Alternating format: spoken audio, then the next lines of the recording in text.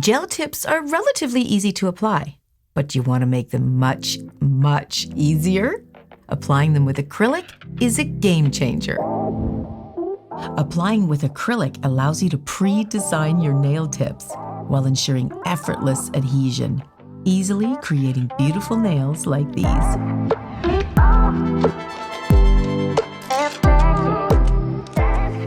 I'm going to show you the advantages of using acrylic. Let's get started.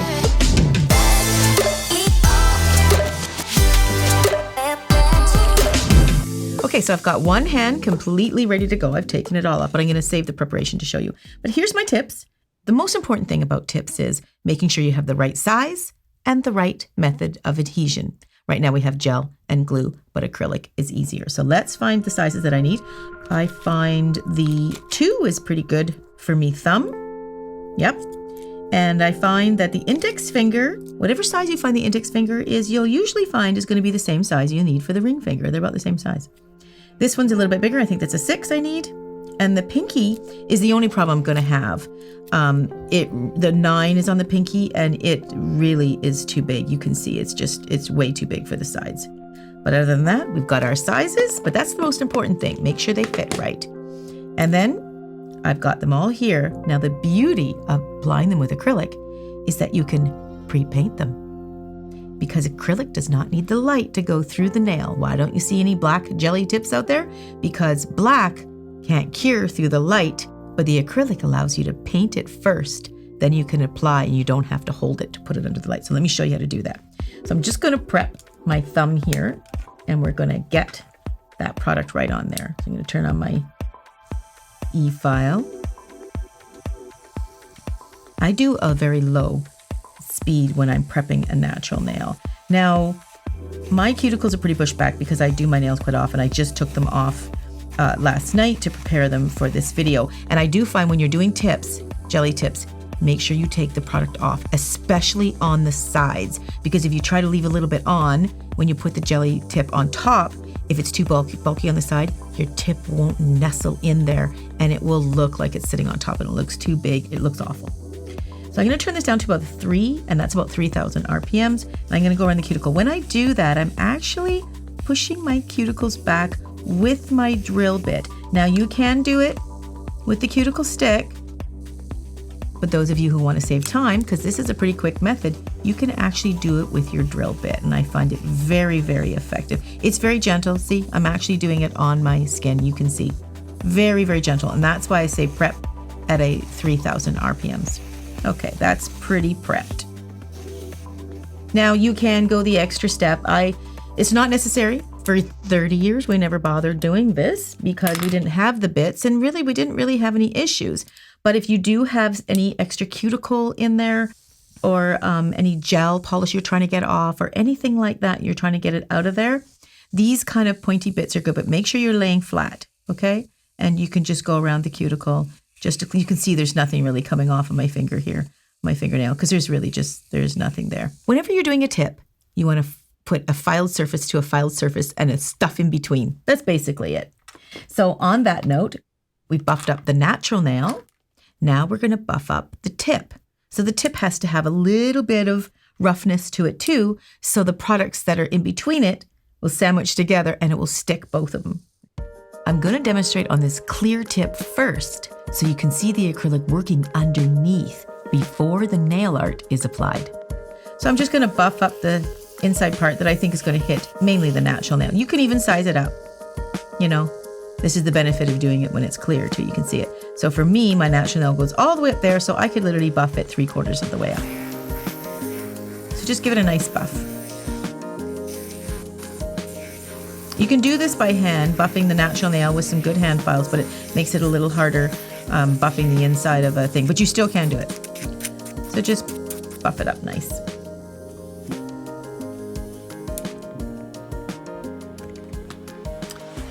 Okay, and I'm just going to wipe the dust out, and I'm going to wipe the dust off of my natural nail. Often people will ask me, do you have to file the natural nail before you put a form on or a tip on? You really don't if the natural nail is, well, not very long. You can shorten it right out. A lot of people don't like to have the natural nail underneath. They don't want to look at it. They don't want to flip it under there and see it. also natural nails can be a little bit wavy. They're not very straight. So you can go ahead and do that. In my case, these are pretty short, but you can just trim it up just to make it nice. And so there's no frayed edge under there that might bother you. And if you're doing a client, some clients might pick at it, right? So it's good to make it nice and flush. Okay, I've got my prep and prime. So all we want to do is dehydrate it and cleanse it. Now the prep is a dehydrator. It's going to cleanse the nail, and it'll say right on the bottle, let's prep, so you know, and it says to use before the primer, because often we can get those easily mixed up. Then we're going to put, nice and gingerly on, we're going to put the primer. Bond, I call it. Let's bond. That's what's great about this system. You can get jelly tips and my acrylic with no license. I'm selling it to everybody. That's what my videos are for. My videos are the education.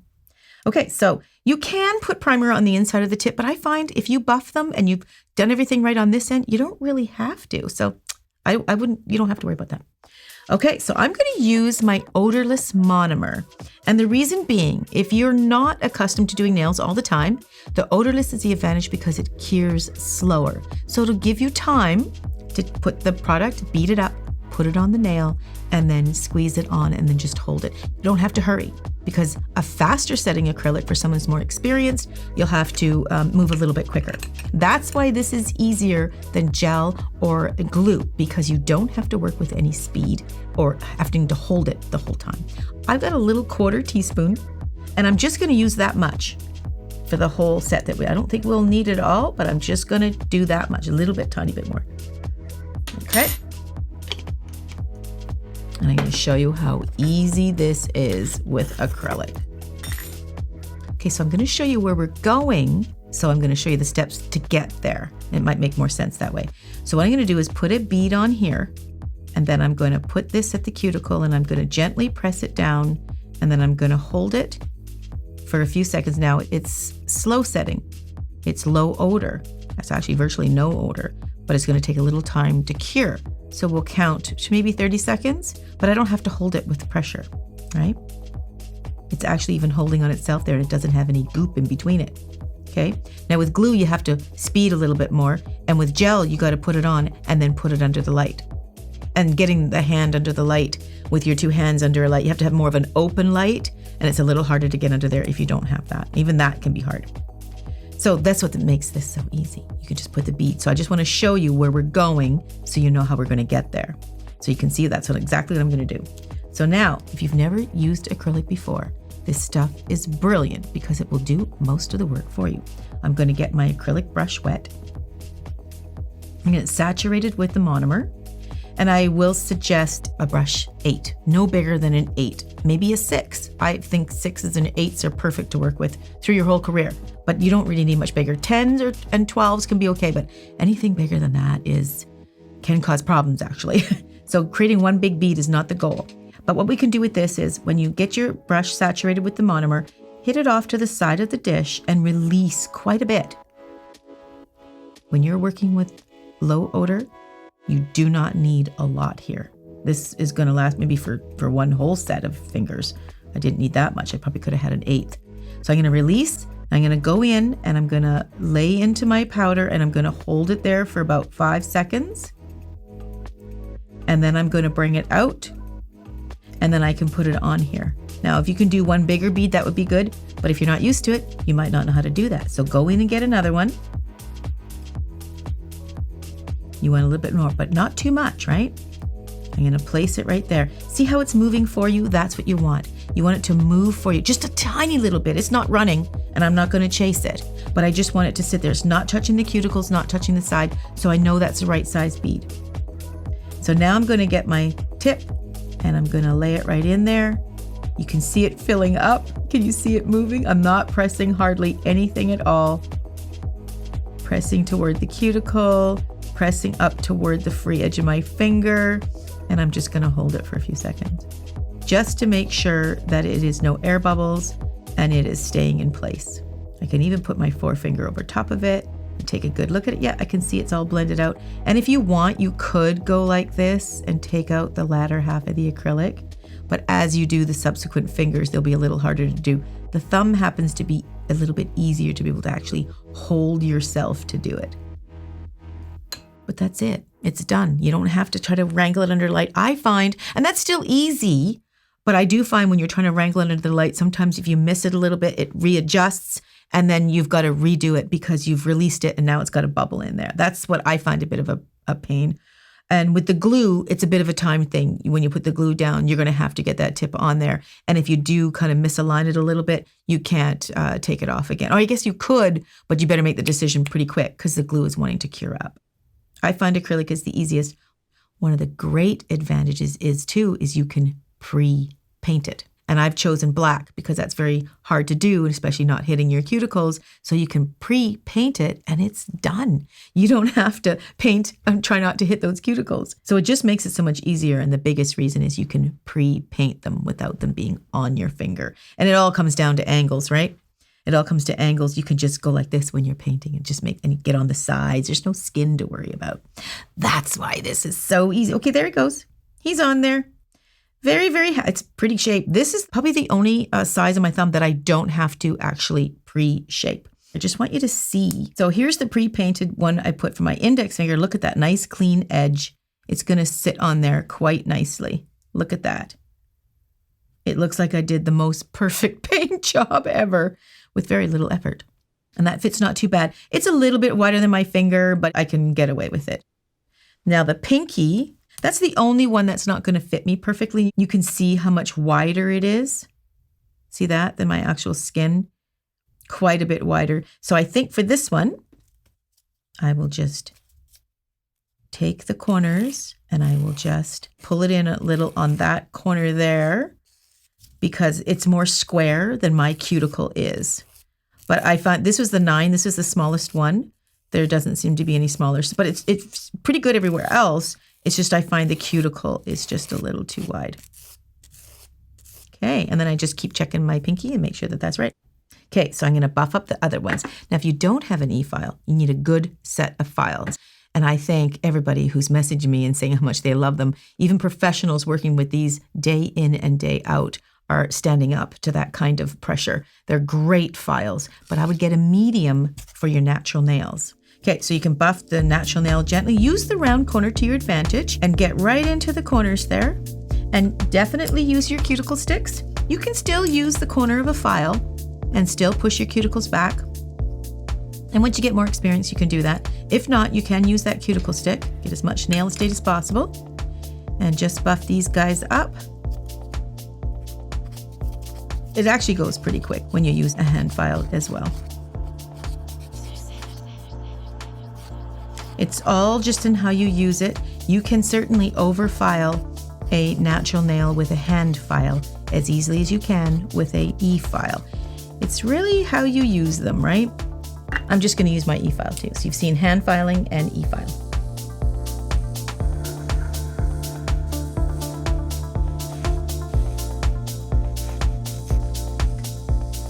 And we'll get rid of the dust. I forgot to bring my duster down here.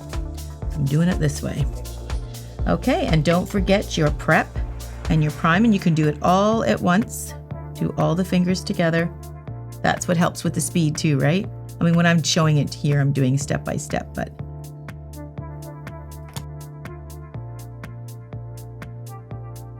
and then you want to gently put your primer. Don't oversaturate, just a little tip there. Don't oversaturate with primer. Just make sure you cover the nail, but don't let it soak under to the matrix underneath the cuticle area. Okay, now we get to bring our product back. Now remember, the thumb was the biggest finger, so I've used the bigger, or 2 beads in that sense. So I don't want to use a bead that's so big that when I put the tip on that it falls to the side. So now our fingers are going to be painted, so we're not going to see it as much. Now, if you do get some on the side, you can scoop it up with a brush, but you kind of don't want to do that so much because you don't want to take any chance of, you know, especially if you're doing it continually, getting any product on your skin. So let's do the accent finger. This is the accent nail, so I'm going to put that guy right there. And you can see it's a little wider. Maybe I'll just trim up the side ever so slight. All I'm doing is just taking the cuticle in a little so it's not so square, because my cuticles aren't quite that square. Just just get a rough spongy file. My sandy sponge is pretty rough for that. It's a little bit harder. It's not as easy as the drill, but if you have a small tip, your bit might not fit in there anyway. So you might have to do this anyway, and that's okay. Just give it a little buffing. Go. Now we want to put that bead of acrylic. I'm going to use this tube so I'm nice and steady. Now remember, this is the accent. That's going to go on this finger. That fits a little bit nicer now. I like that better.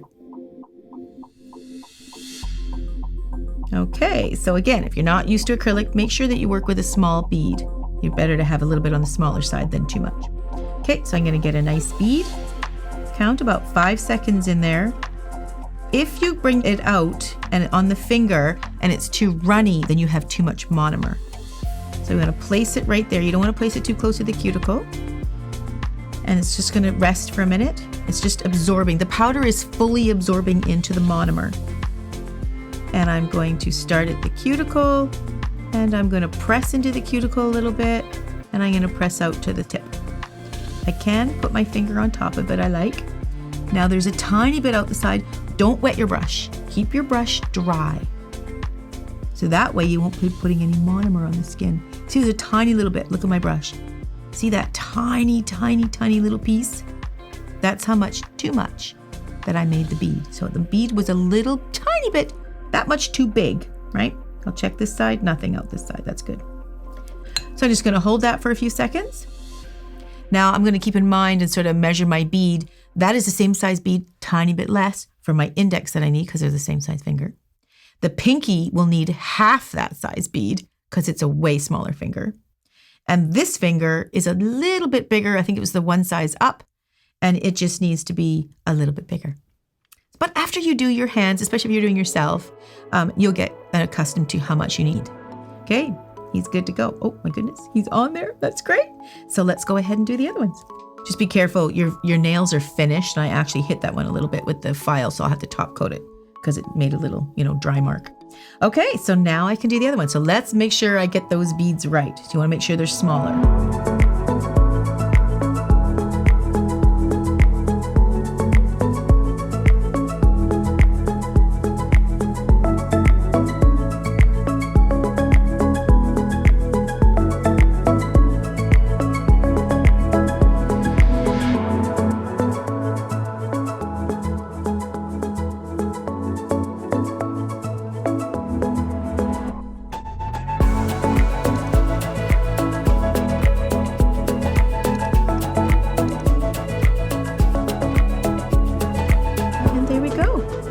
I will dry my brush. Just dry your brush. I mean, you can just check it. I mean, I can see that nothing's really come out, but just dry your brush.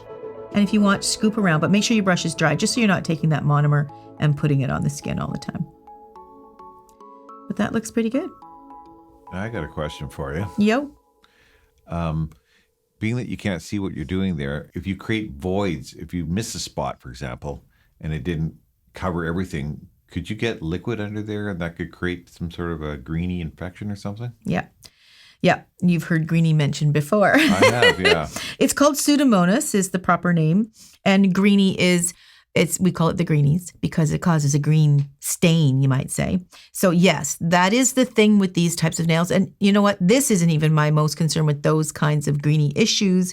The biggest concern is when people are putting on any kind of product that's a color and they're putting it's such a strong color. And then they're not checking or they're maybe not educated enough or they don't, because sometimes you can hear it when you're filing. If you have some experience, you can hear the hole. You can hear the void that you're talking about, right? Yeah.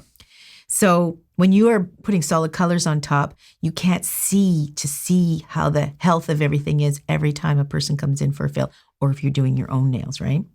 So in this situation, and if you're not used to doing this, I would suggest you could file all the black gel off, right?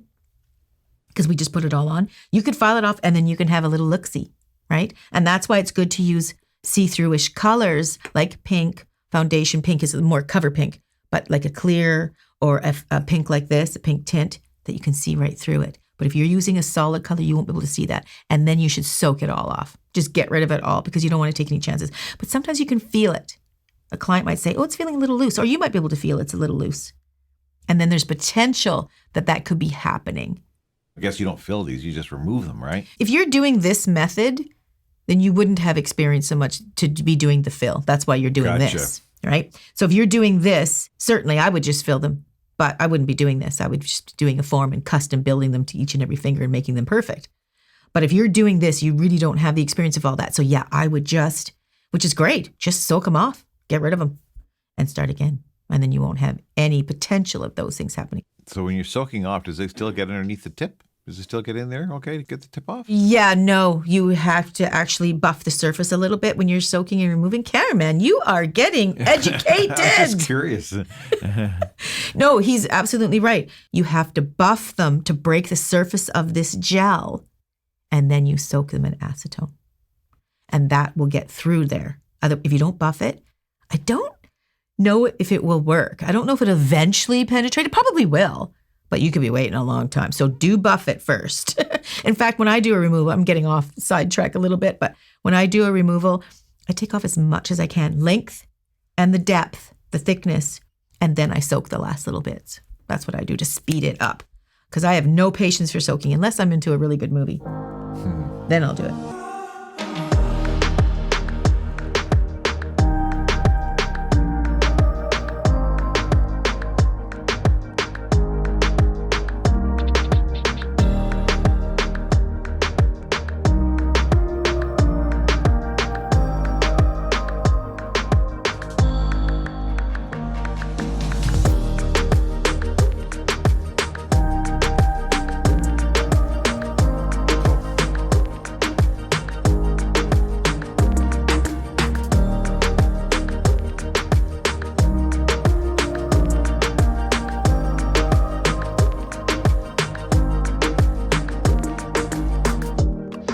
And just a little heads up, if you have purchased this, thank you so much for supporting me. You're just the sweetest. Okay, so I just had to paint the thumb. Now, one little buff mark that I did have there, I will paint a clear coat on there to get rid of that. But then I think we're ready for pictures. Easiest as ever, eh?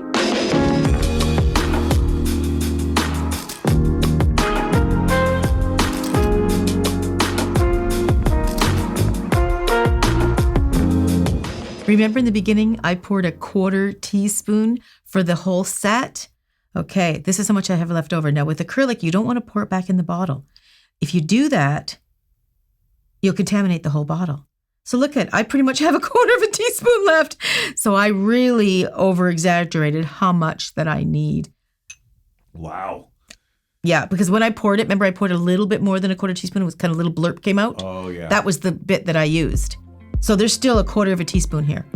So it really does go a long way. You can really save some money. So I have a few things on the table. I want to tell you, I have launched my oil. This is so nice to smell. When you take it out of the bottle, take it out and just drop it onto your finger, okay? It's meant for sanitation reasons, right? And then you nicely massage it in. I'm starting to include information cards. So on the back, it'll tell you how to correctly use it, and then we'll also mention a few things that you might be confused about, how not to use it, to really clarify how to use your oil. Oh my goodness, does that ever, can you smell that, cameraman? Not where I am. I'm sitting a little ways away. You probably wouldn't really appreciate it. Maybe it's just a nail technician thing. Maybe. I absolutely love it. Okay, well. What about the, what's that bell thing you got there? The bell. I remember ordering that on Amazon for you. You know why? Because that means when you subscribe, don't forget to hit the bell. I always forget to say that. People ask me all the time, Suzie, where have you been? Pretty much every once a week we upload. Well, thank you for joining me in this video, but I do want to tell you I did a beautiful set of glittered, I think it was like a fuchsia pink, absolutely stunning. Check this video out. You won't be sorry with the Kiara Sky tips.